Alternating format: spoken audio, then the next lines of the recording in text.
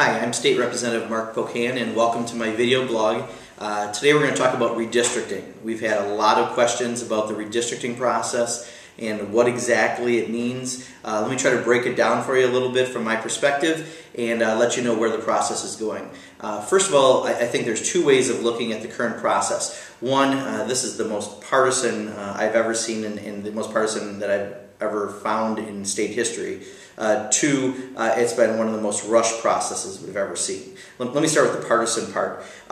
Generally what happens is both parties are given the resources to draw maps. And last session, the Democrats in the Senate had some dollars to do that. However, as soon as the Republicans took over, they took away their money, and we've never had any money in the Assembly to draw maps.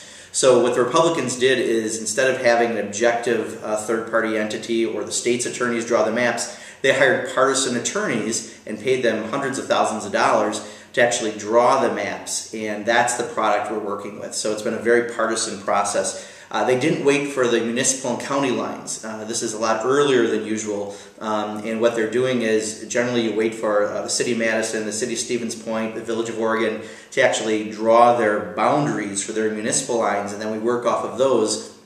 Because they're rushing the process, they're going off of census tract data. What that means is all the municipalities and communities across the state are going to have to go back and redraw their lines at their own expense to match now the lines that the state's going to impose on the local units of government. And again, that hasn't been done in the past. So it's a very, very partisan process and a partisan map we're dealing with. Secondly, this has been the most rushed process that I've ever seen. And clearly what's going on is they're afraid about the upcoming recall elections in August. They're trying to get this done before then, and they're really rushing the process through. The problem is there's a lot of problems that happen when you do that. One, there's very little time for scrutiny for the public. Literally last Friday the maps were released, but you couldn't tell where the boundary lines were because they were using census tract data. There's a public hearing this week, one public hearing. Next Wednesday and Tuesday are the days that we take this up in the legislature. So it's a very expedited process, very little time for the public actually to have input and to really see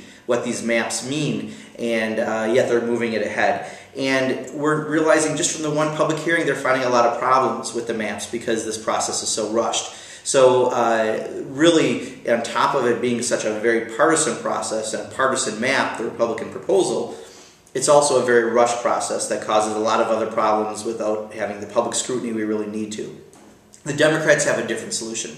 Representative Brett Halsey, myself, and others have introduced a bill that would have a citizen commission actually draw the lines. And what that would be patterned after is Iowa, where you have independent citizen commission along with the legislative council, our attorneys, our nonpartisan attorneys actually drawing maps. You wind up with a more fair product and ultimately a better product, in my opinion, I think in most people's opinion, than having a partisanly drawn map. That's what we're going to try to make sure we get done and what we're proposing. And if you do this, you still have plenty of time for the 2012 elections to have the lines in place, and that's how the process has usually happened timeline-wise. So we can match the timeline that Wisconsin always has and have a much more fair process. That's what we're proposing, rather than the partisan process, the rush process that the Republicans have proposed. Next week, we'll be voting on this in the Assembly and the Senate. It looks like the Senate will be meeting Tuesday. It looks like the Assembly will be meeting on Wednesday, and we'll be attempting to pass the Republican proposal.